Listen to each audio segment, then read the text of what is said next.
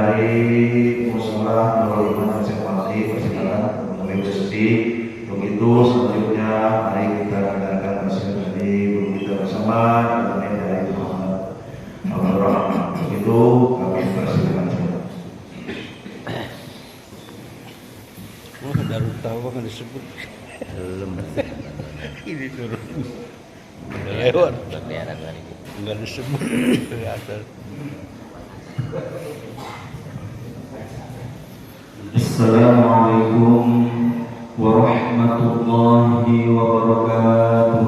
Waalaikumsalam.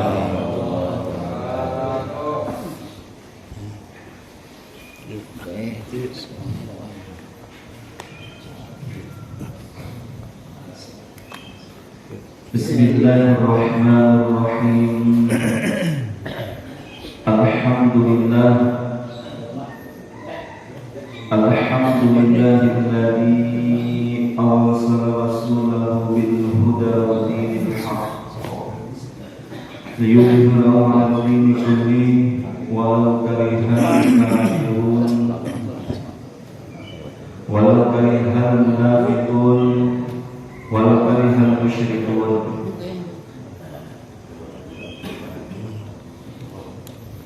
Asyhadu an la ilaha illallah wahdahu la syarika lah al-munazzahul jinsiyyati wal jihati waz zamani wal makan wa asyhadu anna sayyidana wa nabiyyana Muhammadan abduhu wa rasuluh alladzi kana khuluquhul Qur'an. Allahumma shalli wa sallim wa barik ala sayyidina wa habibina wa syafi'ina wa nabiyyina wa maulana Muhammadin sallallahu alaihi wasallam wa ala alihi wa ashabihi ajma'in, amma ba'du. Pertama tentunya terlebih dahulu kita bersama-sama memuji dan juga bersyukur kepada Allah Jalla Jalaluh yang pada hakikatnya Allah lah yang telah memberikan kita kekuatan, kemampuan, Allah yang telah menolong kita, Allah yang telah menakdirkan kita pada kesempatan ini untuk bersama-sama tolak ilmu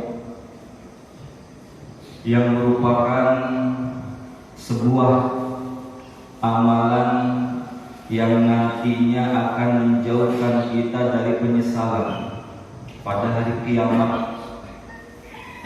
Rasul sampaikan, asyadun nas hasratan, manusia yang amat sangat menyesal.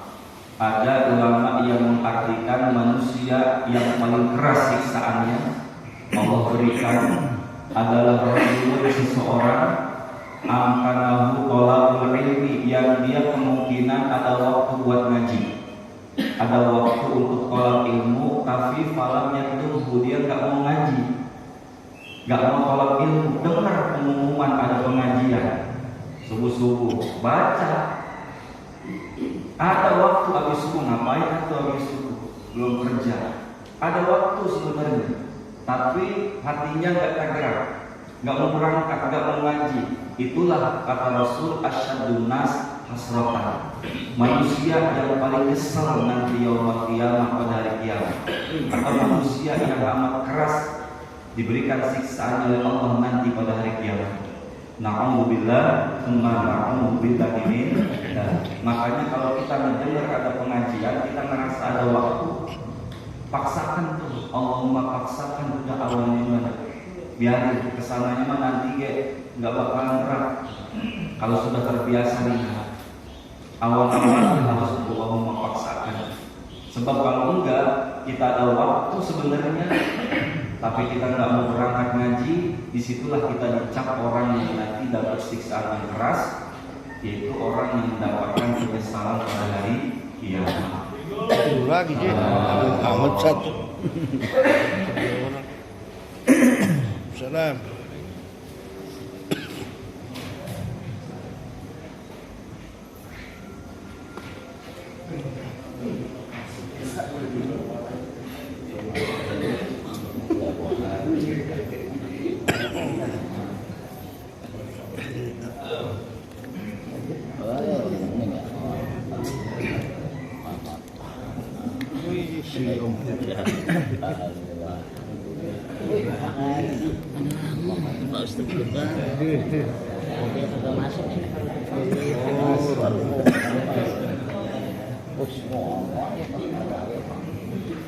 Oh, ini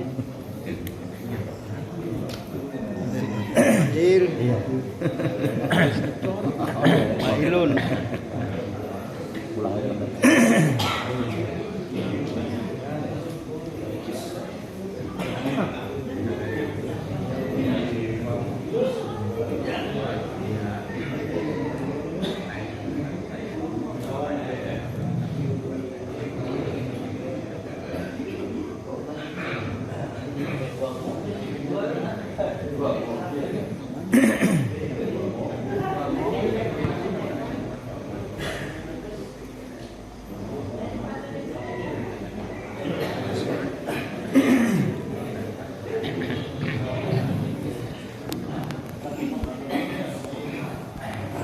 Jadi sekali lagi Rasul yang sampaikan bahwa asyadun nas hasratan yaumil qiyamah, manusia yang paling kesal yang mendapatkan siksaan keras pada hari kiamat adalah orang yang punya waktu ngaji tapi tidak berangkat ngaji. Makanya mudah-mudahan Allah Subhanahu wa taala terus memberikan kita kesemangatan dalam thalab ilmu dan istiqomah. Amin. Ya Allah ya Rabbal alamin. Memang berat bawaannya ngaji itu, karena memang itulah jalan hidayah bagi seorang mukmin. Orang muslim banyak mendapatkan hidayah, banyak mendapatkan amal soleh, semangat ngaji, semangat ibadah itu lewat thalab ilmu. Maka dalam hadis yang lain Rasul sampaikan, sampai-sampai malaikat itu latadhu, membeberkan ajnihataha, sayapnya, li talibil ilmi, untuk orang yang menuntut ilmu, saking ridhonya, saking senangnya, saking bahagianya. Karena itu jalan hidayah. Sekali lagi, orang yang rajin ngaji pasti Allah perbaiki akhlaknya. Makanya disebutnya juga jalan surga, dan pengajian itu disebutnya taman surga. Idza marartum biriyadil jannah, kata Rasul, kalau kalian lewat taman surga, farta'u, maka singgahlah, ikut di situ.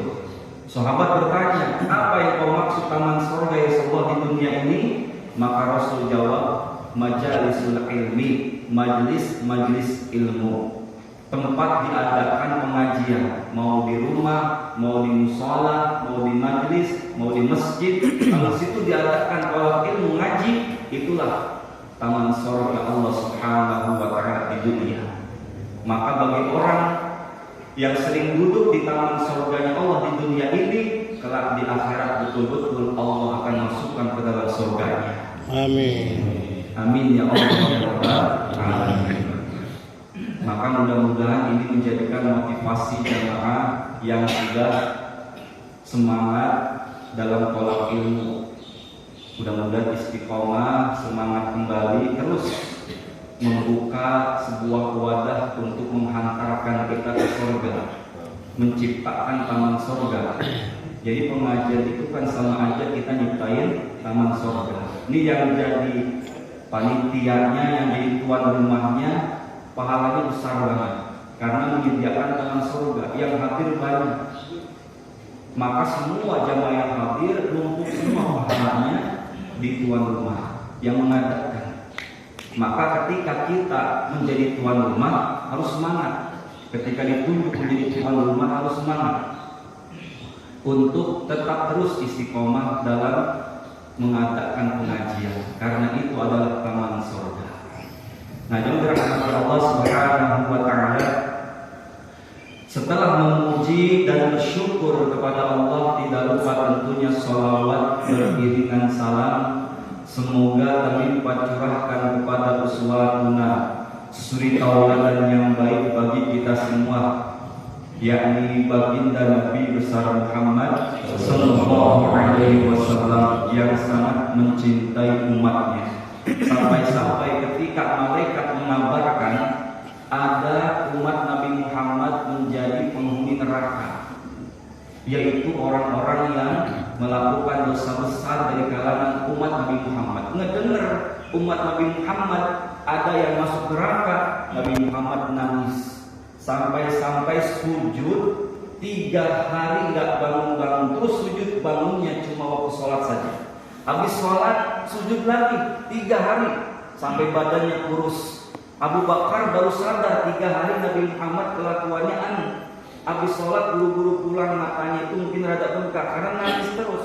Sujud lagi sampai-sampai Abu Bakar melihat kondisi Nabi Muhammad pun ikut nangis. Menceritakan kepada Umar pun ikut nangis. Setelah itu diceritakan kepada putrinya Sayyidah Fatimah, kemudian dipanggillah oleh putrinya Sayyidah Fatimah. Barulah Rasulullah bangkit dari sujudnya selama 3 hari, menangis karena ngedengar umatnya ada yang masuk ke dalam neraka. Saking cintanya Nabi kita kepada kita sebagai umatnya. Maka amat sangat wajar kalau kita diperintahkan oleh Allah untuk gemar membaca sholawat. Bukti cinta kita kepada Nabi Muhammad sallallahu alaihi wasallam dan juga kepada keluarganya, para sahabatnya, dan kita semua sebagai umatnya.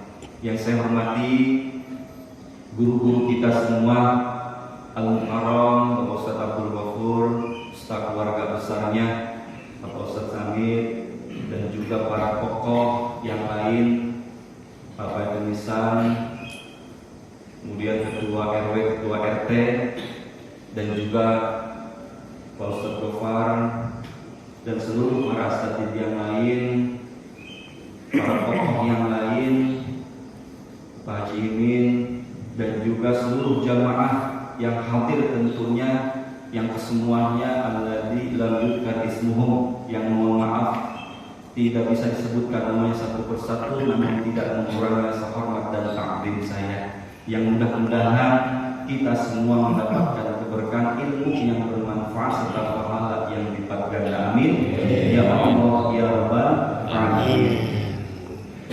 Jamaah dirahmati Allah Subhanahu wa taala,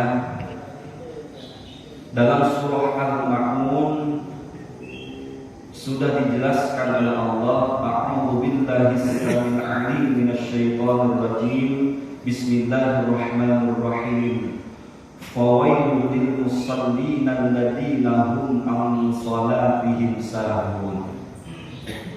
Yang artinya fawailun, maka celakalah Wail dalam tafsirannya adalah kalimatul adab, kalimat siksaan. Artinya kalau orang sudah dicap wail, dia akan disiksa. Ada ulama yang mengartikan wail adalah wadin fi nari jahannam, sebuah jurang yang berada di neraka jahannam. Jadi kalau orang dicap wail, dia akan dimasukkan jurang neraka jahannam. Na'udzubillah min. Siapa yang mendapatkan wail di sini? Fawailul lil musallin, orang yang sholat. Jangan berhenti di sini. Orang yang sholat alladzina hum, yang mereka sholatnya itu an sholatin, dari sholatnya sahun. Sahun itu apa sih? Ghafilun, orang yang sholatnya itu lalai. Yuakhiruna, selalu mengakhirkan sholatnya an awqatiha, dalam tafsirannya dari waktu-waktunya. Di tafsirannya begitu. Jadi orang yang sahun, yang sholatnya sahun adalah ghafiluna yuakhirunaha an awqatiha, orang yang selalu lalai sholatnya dan mengakhir-akhirkan waktunya. Begitu ada entar be, begitu terus jawabannya. Entar be tanggung lagi ngerokok, entar be tanggung kopi belum habis. Begitu. Maka orang yang entar be ketika ngedengerin sholat dicap wail. Celaka dia, mendapatkan kalimat adab, mendapatkan siksaan, bahkan sebuah jurang yang berada di dalam neraka jahanam. Gak tanggung-tanggung. Nah, oleh karena itu masalah sholat jangan sampai kita sepelekan. Berusaha untuk melaksanakan tepat pada waktunya dan bisa berjamaah. Ketika Rasul ditanya, "Ayyul a'mal afdalu ya Rasulullah?" Amalan apa yang paling utama wahai Rasulullah? Kemudian Rasul jelaskan, "As-sholatu fi awwali waqtiha." Salat tepat pada awal waktunya. Begitu adzan, datang kita berjamaah. Karena pahala berjamaah afdalu min sholatil fardhi bi 27 darajatan. Lebih baik daripada 27 derajat. Bahkan dalam kitab Durratul Nasihin dijelaskan sholat rajul, satu kali sholat seorang laki-laki ma'al jamaati, yang disertakan berjamaah, khairun min sholat, lebih baik daripada orang yang sholat arba'ina sanah, 40 tahun fi baiti, di rumahnya munfaridan sendirian. Begitu. Lebih utama, satu kali kita sholat subuh itu pahalanya karena berjamaah bisa mengalahkan orang yang 40 tahun sholatnya di rumah sendirian. Ketika ditanya, ente nggak pernah sholat apa? Kok nggak pernah kelihatan di sholat di masjid? Kagak ada. Kata siapa? So tahu. Saya sholat, hanya itu bini saya. Emang iya itu suami sholat? Sholat rajin, cuma di rumah dia nggak pernah ke musola, nggak pernah ke masjid. Oh, pantesan nggak pernah kelihatan di musola, cuma di masjid. Orangnya rajin pak, sholat balik di rumahnya. Cuman sayang dia nggak mau ke masjid, nggak mau ke musola. Udah 40 tahun sholatnya di rumah terus. Kita baru sekali sholat jamaah, pahalanya udah kalah. Pahalanya jauh. Rugi makanya kalau sholat sendirian itu. Apalagi kalau bacaannya nggak benar. Ada 10 golongan yang sholatnya tidak diterima. Salah satunya adalah orang yang sholat sendirian, bacaannya tidak benar. Kalau berjamaah, bacaan nggak benar, ada imam yang nanggung. Satu diijabah, satu diterima, semua jamaah diterima. Itu untungnya sholat berjamaah. Oleh karena itu, dalam Al-Quran pada surah Al-Baqarah, yang di awal rakaat pertama saya bacakan tadi sholat subuh, wa aqimus sholata wa atuz zakata wa ka'u ma'ar-raki'in. Wa aqimus sholata, dan dirikanlah sholat, wa atuz zakata, dan tunaikanlah zakat, wa ka'u ma'ar-raki'in, dan rukuklah bersama orang yang rukuk. Maksudnya apa ruku bersama orang yang ruku? ini kalau dalam bahasa balaghah ilmu mantiq adalah majaz mursal juz'iyah. Dzikrul juz wa iradatul kull. Menyebutkan sebagian tapi yang dimaksud seluruhnya. Yang disebutkan sebagian aja ruku lah bersama orang yang ruku, tapi yang dimaksud sholat semuanya. Sholatlah bersama orang yang sholat. Itu namanya majaz mursal juz'iyah. Kayak kita nih ketemu orang, mana ya si Anu? Enggak kelihatan batang-batang hidungnya aja. Yang kita sebutin batang hidungnya, perwakilan doang, hidungnya doang kita sebutin, tapi yang kita cari bukan hidungnya doang. Orangnya semua dari ujung kepala sampai ujung kaki. Begitu. Maksud kita cuma itu hanya menyebutkan sebagian aja batang hidungnya. Enggak kelihatan batang hidungnya aja. Maksudnya seluruhnya. Karena nggak mungkin orang jalan hidungnya doang. Nah begitupun di sini Allah perintahkan rukulah bersama orang yang ruku. Nggak mungkin orang datang cuma ruku doang, habis itu lantas pulang lagi. Nah oleh karena ini adalah merupakan majaz mursal juz'iyah warka'u ma'ar rafi'in, berarti perintah sholatlah bersama orang yang sholat. Berarti perintah apa ini? Berjamaah. Perintah sholat berjamaah. Nah, jadi dirahmati Allah Subhanahu wa taala, memang enggak sah sholat sendirian, sholat sendirian. Tadi asal bacaannya bagus itu diterima Allah Subhanahu wa taala, tapi pahalanya sedikit. Bandingannya dengan sholat jamaah 27 derajat. Pahalanya itu bisa membandingi orang yang tadi sholat 40 tahun di rumah sendirian. Nah, jadi dirahmati Allah Subhanahu wa taala. Oleh karena itu, ada sahabat Nabi namanya Sya'ban, semangat banget sholatnya. Asal datang duluan baik. Ini Sya'ban punya kebiasaan ngambil posisi kalau sholat itu paling pojok, depan pojok. Tujuannya apa? Tujuannya agar tidak mengganggu jamaah yang datang belakangan. Sebab Sya'ban ini datangnya selalu duluan. Dia nggak mau ada jamaah yang datang belakangan kemudian terganggu dengan duduknya dia. Ngambilnya posisinya pojok. Ada nggak di sini yang suka ngambil posisi pojok? Ada. Ada ya? Ada. Ada baik. Selalu di situ Pak. Sholatnya. Satu ketika Nabi Muhammad sholat subuh nih kebetulan nggak ngelihat Sya'ban. Yang biasanya ada di pojok nggak kelihatan. Rasul nanya mana Sya'ban? Yang biasa ada di pojok. Oh nggak ada, nggak kelihatan. Sahabat nggak ada yang tahu. Ya udah sholat subuh kita tunda dulu sebentar. Barangkali dia dalam perjalanan. Sampai segitunya tuh. Kalau jamaah udah biasa sholat subuh nih kita mestinya begitu sikapnya. Kasihan takut dia ketinggalan. Makanya tunggu dulu sebentar, nggak masalah.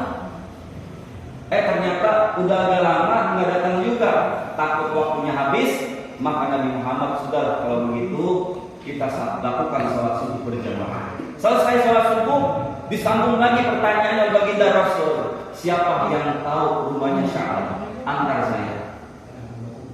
Ini takutnya ada apa-apa. Nggak biasanya Sya'ban itu nggak datang, biasanya datang terus ya. Nggak pernah saya lihat Sya'ban itu nggak datang ke masjid. Selalu datang. Ini mungkin ada apa-apa ya. Kita datang ke rumah. Maka sahabat ada yang tahu. Ketika ditunjukkan rumahnya ternyata memakan waktu 3 jam baru sampai rumah. Bayangin Pak. Kalau ke masjid 3 jam jalan kaki, berarti kalau subuh sekarang jam 4 lewat, dari rumah jam berapa kira-kira? Jam 1 udah perlu berangkat. Kita mah masih molor kene. Jam 1 mah. Ini Sya'ban 3 jam perjalanan ke masjid. Kalau sholat maghrib mah mungkin dia nggak pulang Pak, karena jaraknya dia dekat ke Isya. Kalau pulang dulu nggak keburu. Bayangin tuh 3 jam perjalanan sampai rumah, ketok pintu, yang keluar bininya, yang keluar istrinya. Maaf ibu, apa betul ini cuma Sya'ban? Kalau bahasa kita begitu. Betul ya Rasulullah. Tapi mohon maaf, suami saya baru saja meninggal dunia. Inna lillahi wa inna ilaihi raji'un.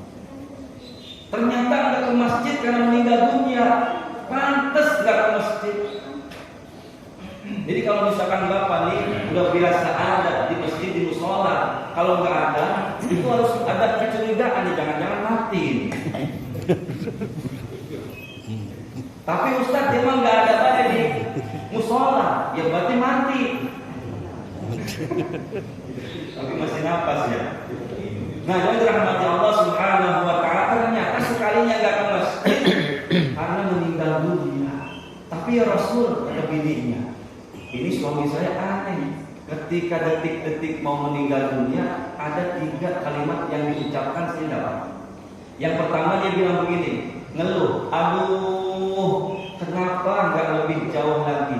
Itu yang pertama. Yang kedua dia begini mengeluhnya, aduh, kenapa nggak yang lebih bagus? Yang ketiga dia mengeluh begini, aduh, kenapa nggak semuanya? Bingung saya. Oh, suami saya meninggal aduh-aduhan baik. Jadi yang pertama, aduh, kenapa kagak lebih jauh? Ternyata dijelaskan oleh baginda Rasul, tentu Nabi Muhammad dapat berita dari Allah, wahyu dari Allah, tahu berita gaib. Ternyata Sya'ban itu di saat akan dicabut nyawanya diperlihatkan pahala oleh Allah pahalanya. Salah satunya pahala jalannya ke masjid ternyata besar, indahnya luar biasa. Sampai dia nyesel, aduh, kenapa nggak lebih jauh lagi? Maksudnya rumahnya. Kalau saya masih hidup mau pindah lebih jauh lagi. Jadi ada penyesalan, Pak. Itu tuh perjalanan 3 jam. Perjalanan langkah kakinya itu 3 jam, bayangin aja berapa kali langkah. Ternyata pahalanya besar. Dia nyesel, aduh, kenapa rumahnya nggak lebih jauh lagi.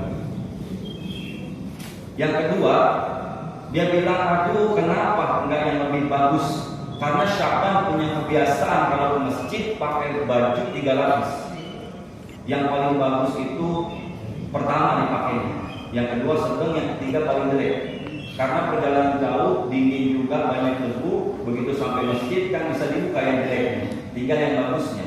Di tengah-tengah perjalanan ada orang di jalan itu menggigil, kedinginan. Akhirnya baju yang jeleknya dibuka, diselimutkanlah kepada orang yang kedinginan. Ternyata balasan dari Allah besar, balasan dari Allah indah. Makanya dia nyesal, aduh, kenapa nggak yang lebih bagus yang dikasih saat itu? Yang jelek aja dikasihin, pahalanya besar dari Allah Subhanahu wa Ta'ala, apalagi yang bagus. Itu yang dimaksud Sya'ban ngomong gitu tuh. Bininya baru paham, oh begitu ya Rasulullah, pantas. Aduh-aduh mantan laki saya. Yang ketiga, aduh, kenapa enggak semuanya? Maksudnya kata Rasul, di Sya'ban diperlihatkan pahala oleh Allah bahwa dia pernah bawa roti. Di tengah perjalanan kemudian ada yang kelaparan 3 hari dia ngaku belum makan. Sya'ban kasihan. Akhirnya dipotonglah roti itu menjadi 2 bagian. Sebagian bagi sama, sebagian untuk yang kelaparan, sebagian untuk dirinya. Ternyata sepotong roti saja balasannya besar dari Allah Subhanahu wa Ta'ala. Diperlihatkan. Akhirnya Sya'ban ketika diperlihatkan pahalanya, nyesel dia. Aduh, kenapa enggak semuanya saat itu saya berikan? Memang manusia itu penyesalannya nanti, Pak, kalau sudah meninggal dunia. Ada orang yang sudah meninggal dunia, dia bilang, ya Allah, kalau diberikan kesempatan hidup sebentar aja, saya pengen sedekah. Kenapa dia pilih sedekah? Karena amalan yang pertama kali muncul nolong dirinya adalah sedekah. Kata Rasul begitu. Nanti orang itu akan dinaungi, dilindungi oleh sedekahnya. Itulah amalan yang pertama muncul. Sholat belum muncul, Pak, pahalanya. Ngaji belum muncul pahalanya. Tapi sedekah muncul pertama. Kalau yang pertama ditanya amalan sholat, ma yuhasabil abdu yaumil qiyamah as-shalah. Yang pertama ditanya tentang amal kita, sholat kita. Tapi yang pertama muncul pahalanya dari amal kita adalah pahala sedekah. Makanya kalau bisa kita awali dengan sedekah subuh. Saya di rumah itu udah menyediakan kotak. Jadi kalau nggak sempat sedekah ke masjid di musola, di situ udah sedekah subuh. Kenapa sedekah subuh? Karena kata Rasul dalam sebuah hadis disampaikan, "Ma min yaumin yusbihul ibad." Tidaklah satu hari seorang hamba fihi, di dalam hari itu, illa, kecuali malakani, kedatangan dua malaikat yang zilani, yang turun ke malaikat. Ahaduhuma, salah satunya malaikat itu berdoa, Allahumma ahti munfiqan khalafan. Ya Allah, gantilah orang yang infak, ganti ya Allah. Jadi kalau kita infak itu langsung didoakan ada gantinya. Jadi jangan takut rugi ketika kita sedekah, ketika kita infak. Pagi-pagi itu malaikat udah ngedoain supaya cepat-cepat diganti. Makanya orang sedekah makin kaya. Nggak ada ceritanya orang sedekah itu jatuh miskin. Kalau pandangan kita mah emang duit dikasih dia berkurang, tapi kacamata Allah tidak. Allah cepat-cepat ganti. Justru malaikat yang satu lagi wa yaqul akhar, dan malaikat yang lainnya yang satu lagi itu berdoa buruk, Allahumma a'ti mumsikan talafan. Ya Allah, berikanlah mumsikan kepada orang yang menahan hartanya, gak mau sedekah, diberikan apa? Talafan, kerusakan, kebinasaan, hancurin hidupnya. Gitu, karena dia pelit, menahan hartanya, gak mau sedekah, gak mau bantu orang lain. Jadi Islam itu bukan cuma mengajarin ibadah sama Allah, tapi Islam juga mengajarin berkasih sayang, ngajarin supaya kita peduli dengan yang lainnya. Makanya ketika ada korban gempa kemarin, coba lihat respon orang-orang Islam. Di Pak Ustadz apalagi di luar biasa ya. Di grup juga semangat banget tuh ya, untuk membantu yang susah. Begitulah Islam.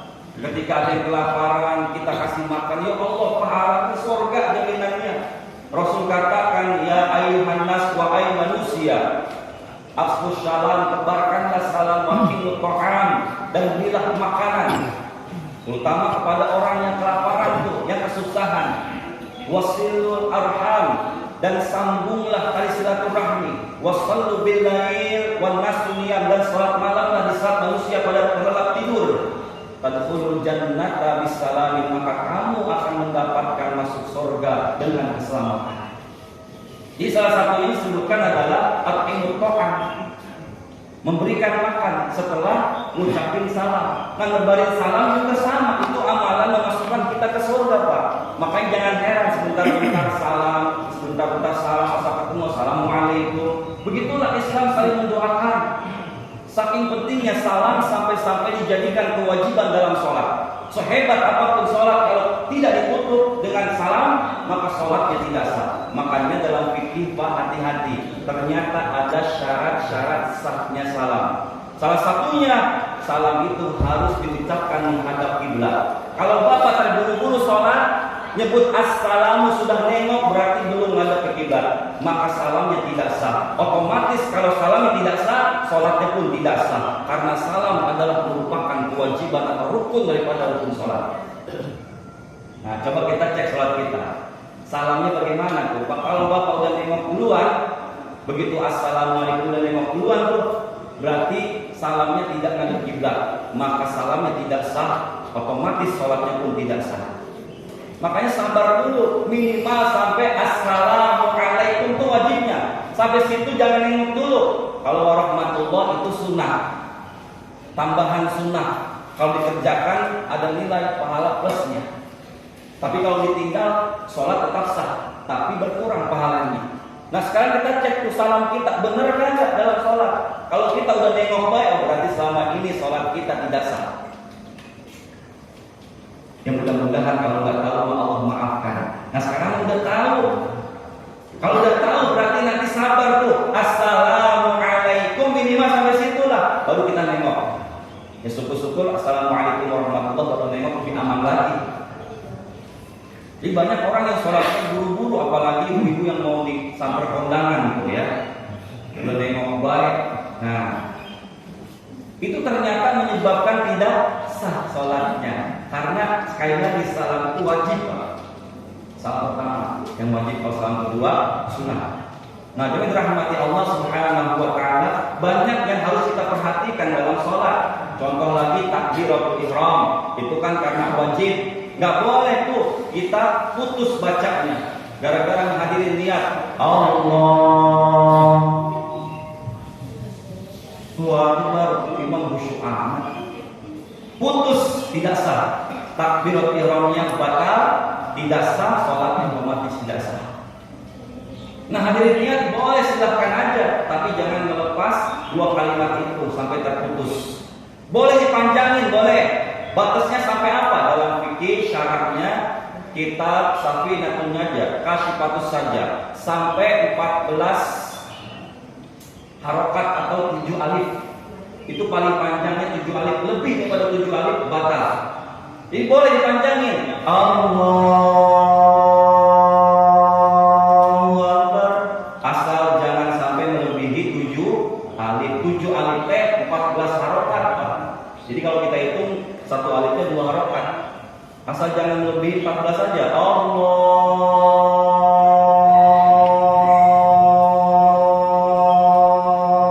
Akbar. Lebih dari 14 itu lama amat. Imam mungkin hadirin niatnya dia khusyuk, ya nggak begitu amat. Boleh dipanjangin tapi ada batasannya.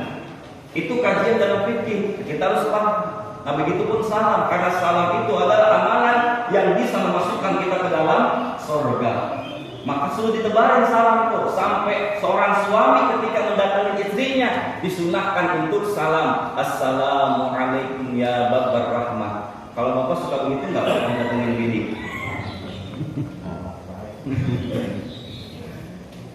Harusnya mah kita sunnahnya begitu. Assalamualaikum ya babar rahmat, keselamatan bagi engkau wahai pembuka pintu rahmat. Bini kita jawab, waalaikumsalam ya sayyidal amin. Itu ada di kitab Fathul Hijab jawabannya.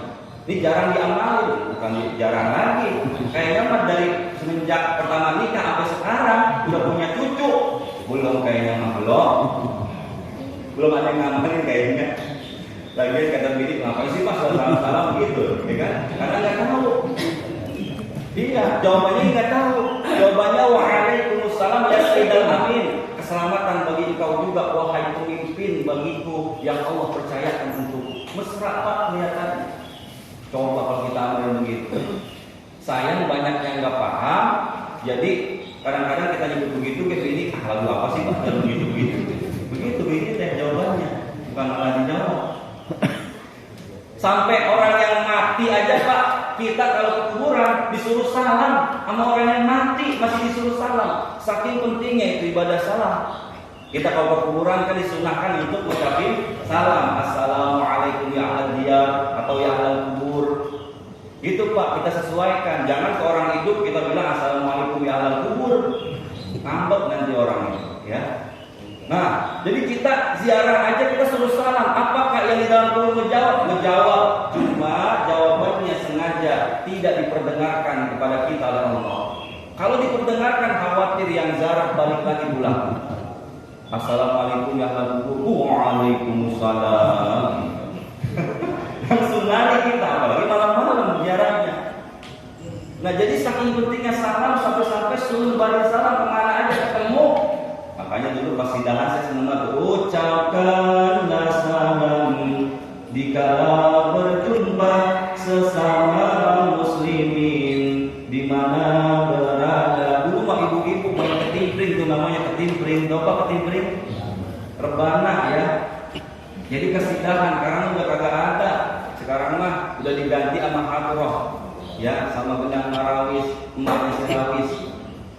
Nah, jadi rahmati Allah Subhanahu wa taala itu salam. Jadi afsus salam, menebarin salam, memberikan makan kepada orang yang kelaparan, sambung silaturahmi, kemudian sholat malam, tadkhulul jannah bis salam. Kamu bisa masuk surga dengan keselamatan.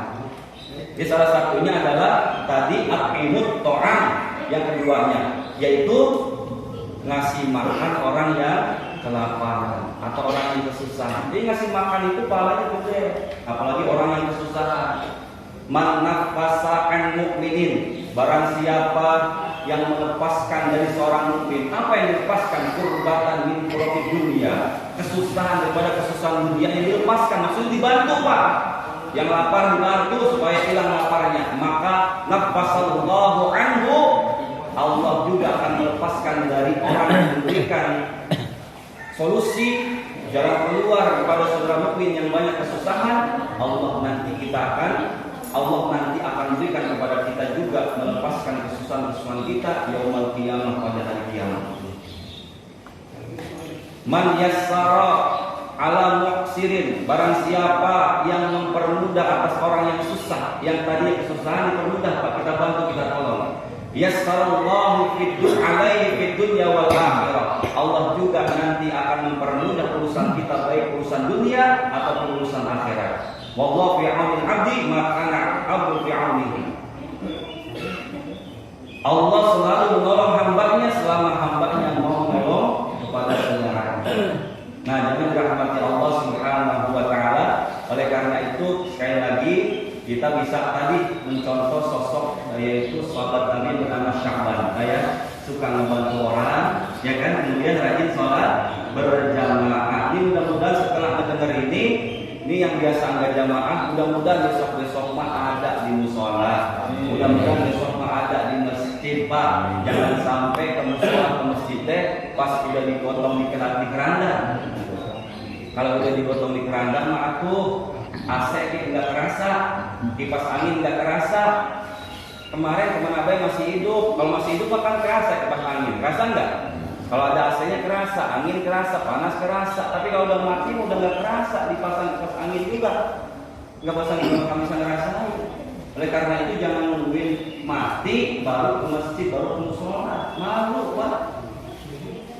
Mudah-mudahan ya, ini jadi kesemangatan buat kita untuk memakmurkan masjid-masjid Allah, termasuk musola itu masjid, Pak, namanya masjid Ghair Jami. Makanya kalau masjid masuk musola itu doanya sama kayak doa masuk masjid. Kalau Bapak nyariin doa masuk musola mau nemu sampai kepala botak juga.